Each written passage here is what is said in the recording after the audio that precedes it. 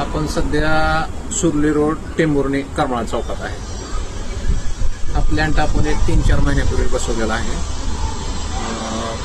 पंतप्रधान योजना सूर्यघर योजनेमधून बसवलेला आहे. त्याचा आपल्याला 78,000 सबसिडी ही मिळालेली आहे. पुढं व्यवस्थित चालू आहे. आपल्याला प्लॅन्ट बसवल्या 4-8 दिवसात सबसिडी मिळाली. ठीक आहे. आणि जनरेशन दिवसाला 10 ते 18 युनिट पर्यंत जसं वातावरण असेल त्या पद्धतीनं कमी जास्त थोडं राहतं. वातावरण चांगलं असेल तर 15, 16, 17, 18 युनिट पर्यंत तयार होतं दिवसात. आणि आपलं वापर हा थोडासा त्याच्या जो तयार होतो त्याच्यापेक्षा थोडा कमी आहे. तर ते आपल्याला थोडंसं त्याचं रिटर्न पण MSEBचे पेमेंट मिळत आहे. 3,000-4,000 रुपये बिल येत होतं आपलं.